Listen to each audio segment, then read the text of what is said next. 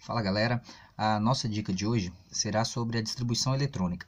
Primeira coisa é, por que o diagrama de Linus-Pauling algumas vezes vem com uma parte, né, só com essa parte que está em azul e outras partes com essa parte aqui que está em roxa? Isso acontece por quê? Porque essa parte em roxa é uma parte teórica, que a gente não usa não vai usar a menos que seja uma questão que esteja trabalhando com conceitos teóricos. Na prática, se a gente for usar até o elemento 118, que são os elementos conhecidos, a gente vai usar só até 7p6. Então, como a gente vai usar só até 7p6, não precisaria dessas partes. E da onde que vem a ideia de ter essa parte teórica aqui que a gente normalmente não usa? Ela vem desse conceito que fala o seguinte, que o número de elétrons que cabem numa camada é determinado pela fórmula 2n², onde esse n é o número da camada. Se a gente pegar aqui, por exemplo, a camada 3, 3² vai dar 9 vezes 2, 18. Se a gente pegar aqui a camada O, que é a quinta camada nossa, por que ela, né, que é a primeira que vai dar diferente, tem essa camada teórica aqui? Porque se a gente for pegar aqui, vai ser 5², 25, vezes 2, 50. Só que se a gente for somar o número de elétrons até o 5f14, vai dar 32. Ou seja, está faltando 18 elétrons ainda.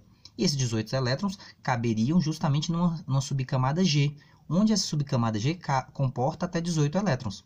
Uma maneira para você lembrar, né, e recordar dessas subcamadas é só você observar que cada subcamada vai aumentando de 4 em 4 elétrons. Por exemplo, S é 2, P é 6, D é 10, F 14, G 18, H 22 e 26. Então, se você observar, foi aumentando de 4 em 4 o número de elétrons nessas camadas, mesmo nessas camadas teóricas. Tudo bem? Agora, qual é a dica que realmente eu quero passar para vocês aqui? É uma outra forma de você montar o diagrama de Linus-Pauling. Porque esse diagrama a gente tem uma certa dificuldade. Muitas vezes a gente vai fazer ele aqui, a gente faz aqui, ó. Vai lá, 1s2, 2s2, 2p6, 3s2. E aí, algumas vezes a gente pega e vai descer, e aí, no meio de falar, em vez de falar 3p6, a gente começa lá 3d10, 3p6, começa a embolar. Algumas pessoas não têm essa certa dificuldade. Mas para quem tem, você pode montar o diagrama de uma forma diferente, que seria como? Você começaria assim, ó. 1s2, tudo bem? E aí, o 2s2, em vez de você escrever embaixo, você escreve para o lado. Você vai escrever aqui, ó, 2s2. E aí você tem que lembrar o seguinte, as subcamadas da camada 2 são duas subcamadas, que é a 2s e a 2p. Tudo bem? Lembrando que p vai ser 6. No caso da terceira camada, eles vão ter 3 subcamadas, que vai ser 3s, 3p e 3d. Em vez de a gente escrever a 3s embaixo da 2s, a gente vai escrever para o lado, 3s2. Aí a gente vai escrever e continuar, 3p6, 3d10. Beleza? A gente vai fazer a mesma coisa com a camada 4, só que em vez de escrever embaixo do 3, a gente escreve para o lado. Vai ser 4s2, 4p6, 4d10, 4f14. A gente vai fazer a mesma coisa agora para a camada 5. A gente vai colocar, em vez de colocar a camada 5s embaixo dos 4s, a gente vai escrever para o lado. Vai ser 5s2, 5p6, 5d10, 5f14. Beleza? E aí, o que acontece? Se você quiser montar o diagrama todo, você pode continuar colocando lá 5G18 e tudo mais. Porém, para ficar mais fácil, é só você saber que você vai parar no 5F14. Então, daqui para lá, você não vai colocar mais ninguém. Quem mais que a gente tem que colocar aqui? A camada 6. 6S2, 6P6, 6D10. Tá vendo? Parei na linha aqui. Tem as outras subcamadas, mas elas são teóricas.